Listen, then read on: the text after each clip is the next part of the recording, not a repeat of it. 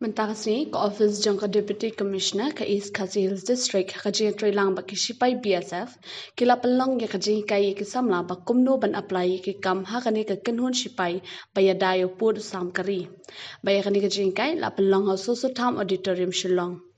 Nakaliang ka office ka DC la Danuba S. Wardry, MCS Additional Deputy Commissioner. Nakaliang ka Shipai BSF la Danlang do Rajiv Kumar Sharma, Commandant Establishment BSF Frontier Headquarters Shillong. Additional Deputy Commissioner la ang babuan na kisamla ki badan shikinong kendong, kim tip balada ki tip ro kim tip kumno ban apply. Kani ka jing Pynlong ya kani ka jinghikai kalong bagi samla kinang kumno ban apply ya ki kam shipai. Administration जो के East Khasi District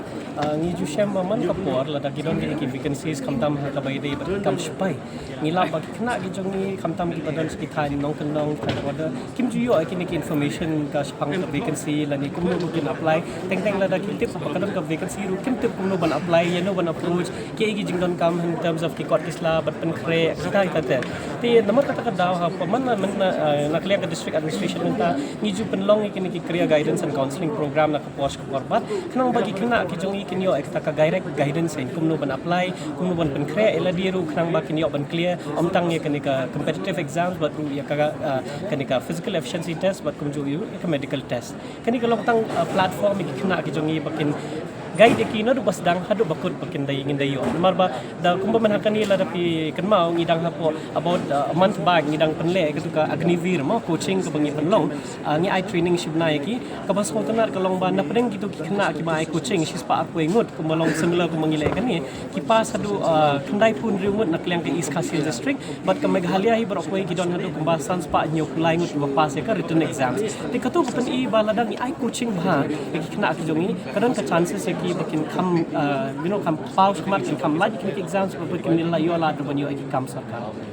Atau kumo pila don kan yo feel ko MCS so hatu kan don nem so da ki se ki we pa di kila lenti umde tang bedi ki force kala Pynlong ki civil service hatu kan don nem kata jing kumo pada yes nakaling ko jongi manlako ngiju kwa hi ban pale kini ki coaching na ko post ko por bai dei bat ki civil services ki LD ki UD post kunta ki ko ti nakaling ka sarkar menta under ka chief minister youth development scheme kini ki chief minister career and guidance counseling program kumta terter ki nila ban organize kini programs ti manakani bakila ki vacancies ki bai dei bat ka agnivir bat kini ka BSF menta yakini ngile banang ni skamat ngindang le kita ki program Kishipai BSF kila Pynlong ya kani ka jinghikai ka bakar pang na banta ki sriu lom kani ka jilla Meghalaya hakabaka sarkar preng kala manglai spa tli ki kam ye ki samla kan thei ba shinrang jong ka jilla Meghalaya. Yeah, BSF is organizing this recruitment rally exclusively for scheduled tribes of Meghalaya state,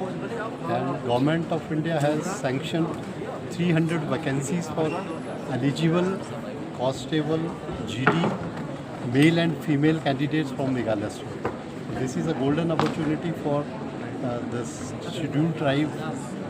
of Meghalaya state to appear in this, and the recruitment process will be completed in a short span of around 3 months. So it is a very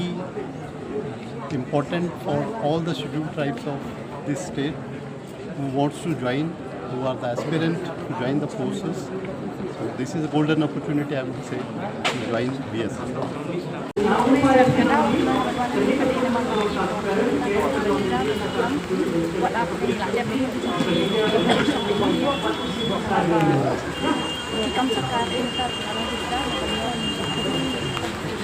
Satu benut ban i pada yang jing kulit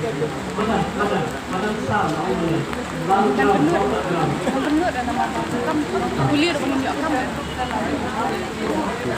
kemen